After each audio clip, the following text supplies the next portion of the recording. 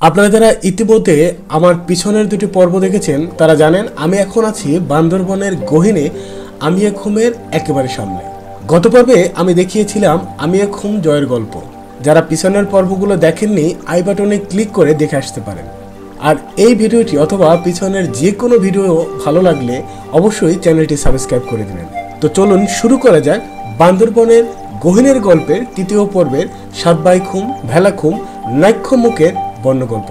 এতক্ষণ ছিলাম আমিয়াখুমে, আর এই আমিয়াখুম থেকে আমরা এখন যাচ্ছি সাতবাইখুম। সামনে এখান থেকে, ও আচ্ছা, এখান থেকে নামতে হবে। নাইক্ষম মুখ থেকে পানির প্রবাহ যায় ভেলাখুম, ভেলাখুম থেকে যায় আমিয়াখুমে, আমিয়াখুম থেকে পানির প্রবাহ যায় সাতবাইখুমে। মজার জিনিসটা বুঝতে পারছেন? একটু কষ্ট করলে সবগুলো খুম আপনি একসাথে দেখতে পাবেন। এই সোজা খাড়া পাহাড় নামার মধ্য দিয়ে আমাদের সাতবাইখুমের ট্রেকিং শুরু হলো।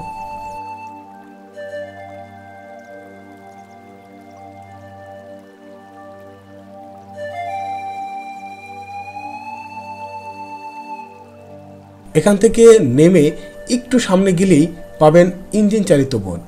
যদিও এর আগে এখানে বাঁশের ভেলা ছিল, কিন্তু এখন এই বোট ব্যবহৃত হয়। ব্যাপারটা ভালো হলো না খারাপ হলো আপনারা জানাবেন।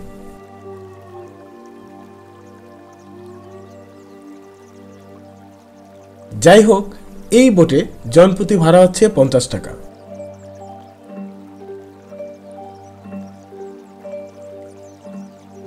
শুরু হয়ে গেল আমাদের সাতবাইখুমের প্রথম খুমের বোট ভ্রমণ।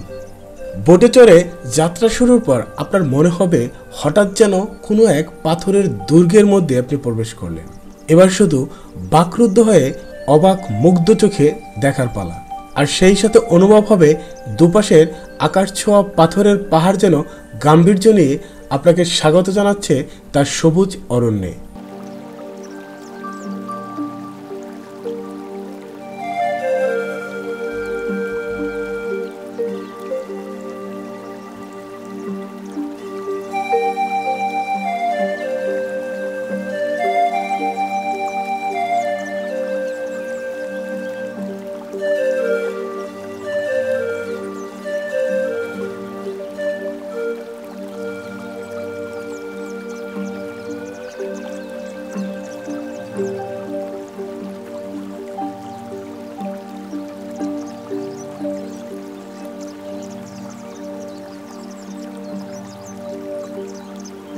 দুপাশের এই মোহনীয় সৌন্দর্য দেখতে দেখতে আমরা চলে এলাম প্রথম খুমের একেবারে শেষ প্রান্তে।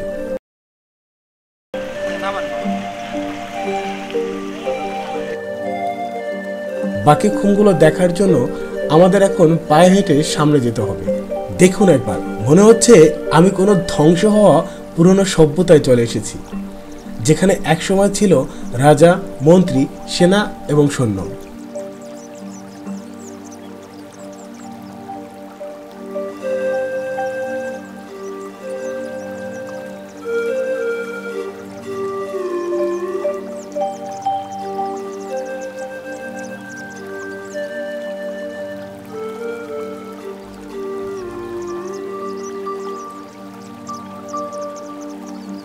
কথিত আছে সাতবাইখুমে আজ থেকে বহু বছর আগে আদিবাসী চাকমা সম্প্রদায়ের 7 ভাই বসবাস করতেন। তারা খুব জাদুমন্ত্রে পারদর্শী ছিলেন।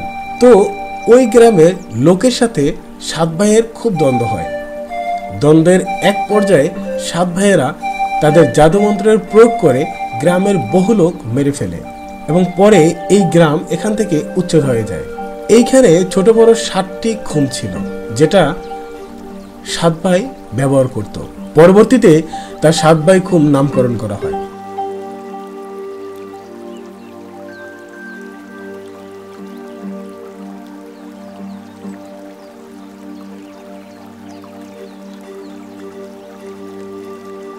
জায়গাটিকে যত দেখছি তত মুগ্ধ হচ্ছি।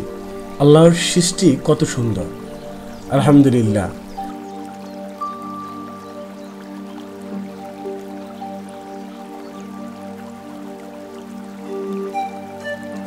জঙ্গলের এই সামান্য পথটি অতিক্রম করলেই আপনার সামনে একে একে ধরা দিবে সাতবাইখুমের বাকি সব খুমগুলো।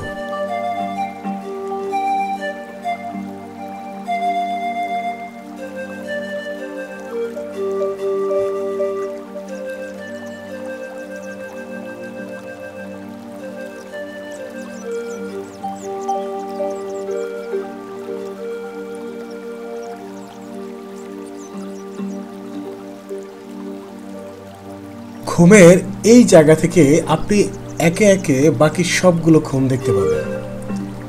গুগল আর্থে আপনারা দেখতে পাচ্ছেন বাকি সবগুলো খুম প্রায় পাশাপাশি।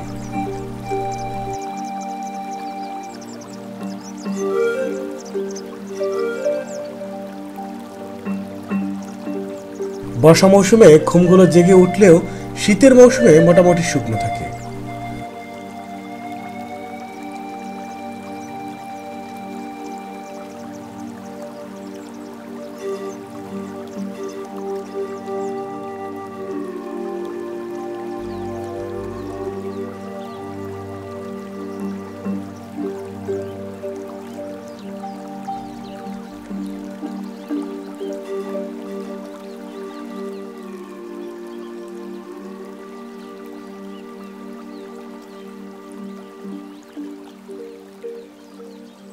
সাতবাইখুমের এই সুন্দর স্মৃতি নিয়ে আজকের মতো এখান থেকে বিদায় নিচ্ছি।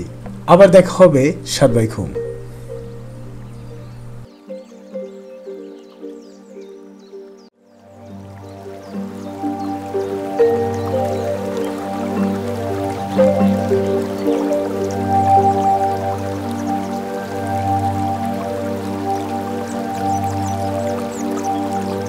আমিয়াখুমের সৌন্দর্য দেখা শেষ করে আমরা গিয়েছিলাম সাতবাইখুমে।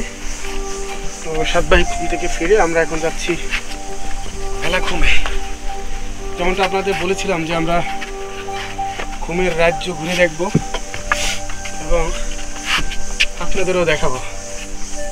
যদিও জায়গাটা অনেকটা দুর্গম এবং কষ্টসাধ্য, but overall it's okay and super. সাধারণ একটা জায়গা এটা। যারা ভিডিও কিংবা ইউটিউবে দেখতেছেন তাদের কাছে হয়তো বা মনে হবে এটা তো মনে হয় খুব বেশি কিছু না, but believe me, so tough and full of beauty. এই যে জায়গাগুলো দেখতে পাচ্ছেন এটা হচ্ছে আমিয়াখুম। এই যে ফ্লো, পানির যে ফ্লোটা যাচ্ছে এটা হচ্ছে আমিয়াখুমে যাচ্ছে। আর আমরা যাচ্ছি হচ্ছে এইখান থেকে ব্যাকে আমিয়াখুমের ঠিক উল্টো পাশে, এটা ভেলাখুমের জন্য। মূলত ভেলাখুমের যে পানির যে ফ্লো এটা এইটাই আমিয়াখুমে আসে।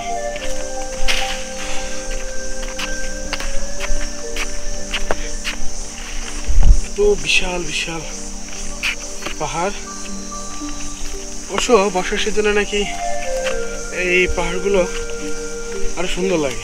প্রাকৃতিক সৌন্দর্যের লীলাভূমি বান্দরবানের থানচিতে অবস্থিত আমিয়াখুমের ঝর্ণা থেকে সামান্য একটু উপরে উঠলেই শুরু হয় ছোট বড় অনেক পাথর দিয়ে সাজানো পাথরের রাস্তা। খুব সাবধানতার সাথে রাস্তাটুকু পার করার পরে সামনে পড়বে বিশাল আকৃতির পাথরের পাহাড়, আর তার মাঝে সবুজ শান্ত ও স্বচ্ছ একটি জলধারা। আর এখান থেকেই শুরু ভেলাখুম।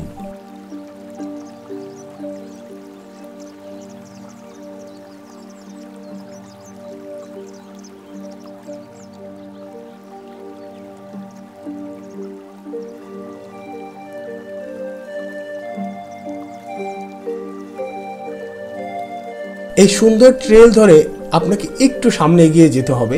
ভয়ঙ্কর দেবতা পাহাড় নামার পর এসব ট্রেল আপনার কাছে তুচ্ছ মনে হবে, তাই বলে তাড়াহুড়ো করবেন না, সাবধানে ট্রেলটুকু শেষ করবেন। এখান থেকে ওই যে ভেলাখুমের ভেলা দেখা যাচ্ছে।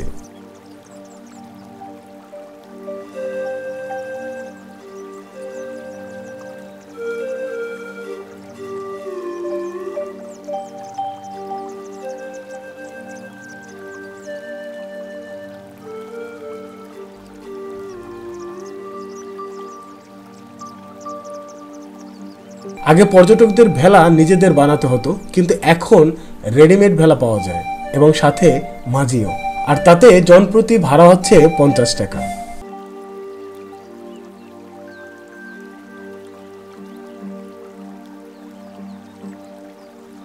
শুরু হয়ে গেল আমাদের ভেলাখুম যাত্রা। এত বিশাল বিশাল পাথুরে পাহাড়ের মাঝে নিজেকে অনেক ক্ষুদ্র মনে হচ্ছে।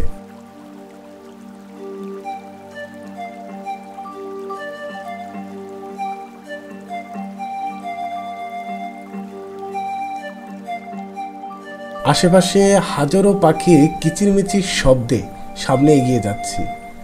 যত দেখছি তত বিমোহিত হচ্ছি।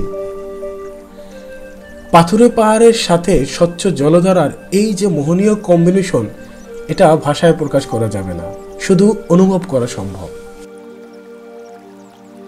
ভেলাখুম এবং দেবতাখুম মোটামুটি সেম, শুধু ডিফারেন্স হচ্ছে ভেলাখুমের শেষে আপনারা ঝর্ণা দেখতে পাবেন, যেটা দেবতাখুমে দেখতে পাবেন না।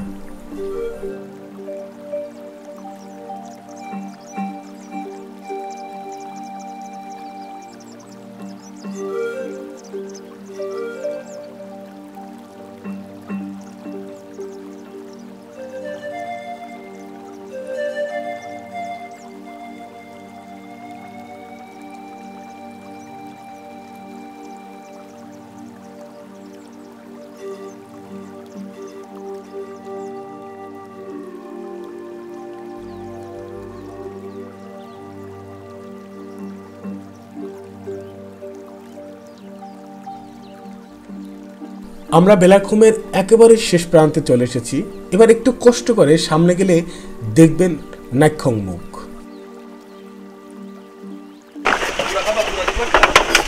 এখন এই বেলাখুমের পাশে সুন্দর ঝর্ণা আছে, এইরকম চিপা রাস্তা দিয়ে রনি ভাই আটকে গেছেন না, তো ফ্যানটা একটু ঠিক করলাম। ওকে, এইরকম চিপা দিয়ে আপনাকে উঠতে হবে। এই যে জায়গাটা দেখতে পাচ্ছেন,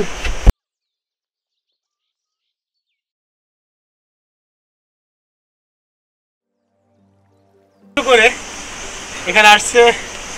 কি অবস্থা ভাই, কেমন লাগতেছে? এত কষ্ট করে আসলেন এখান থেকে? ভাই আমার কোমরে ধাক্কা দিয়ে পিছন দিয়ে তুলছে। আচ্ছা, তোর জিনিসের জন্য মানুষের কিচ্ছু দরকার নাই, টাকা পয়সার দরকার নাই, একটা সুন্দর মন হইলেই গুড এনাফ। আমরা বেলাখুম থেকে এখন ওইটা যাচ্ছি মূলত, এটা কি ঝর্ণা বলে ভাই? রনি ভাই, হ্যাঁ রনি ভাই, কি ঝর্ণা বলে? নাফাখুম মুখ, দুঃখিত, নাফাখুম মুখে যাচ্ছি। এটা হচ্ছে সেই বিখ্যাত নাফাখুম মুখ।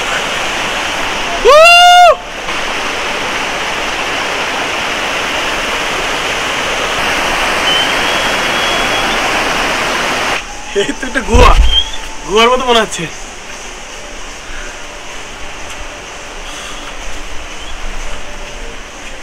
কি একটা অবস্থা!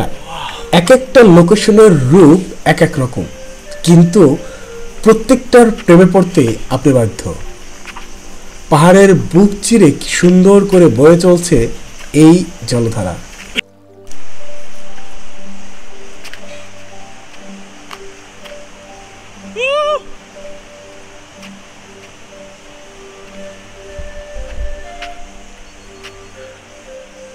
অসাধারণ অসাধারণ। আমি এখানে ধ্যানে বসার ভান করলেও জায়গাটা কিন্তু ধ্যানের জন্য পারফেক্ট। পানির কলকল শব্দ, পাখির কিচিরমিচির শব্দ এবং মৃদু বাতাসের সাথে আছে শুনশান নীরবতা। সন্ন্যাসী হওয়ার জন্য এর চেয়ে পারফেক্ট এনভায়রনমেন্ট আপনি কই পাবেন? সময়ের চোখ রাঙানিতে আমাদের এই সুন্দর জায়গাগুলো এখন ছেড়ে চলে যেতে হচ্ছে। দেবতা পাহাড় নামতে যেমন কষ্ট হয়েছিল, ঠিক তেমনি এগুলো ছেড়ে এখন যেতে ইচ্ছে করছে না। কি অদ্ভুত মন, তাই না? আমরা আজকে এখান থেকে চলে যাব সেই আমাদের জিনাপাড়ায়। আগামীকাল আমরা রওনা করব নাফাখুমের উদ্দেশ্যে। নাফাখুম এবং রেমাক্রি ফলস দেখা দিয়ে শেষ হবে আমাদের বান্দরবান গহীনের গল্পের শেষ পর্ব। দেখার আমন্ত্রণ জানিয়ে শেষ করছি আজকের ভ্রমণ গল্পটি। ভালো থাকবেন সবাই, সুস্থ থাকবেন। আল্লাহ হাফেজ।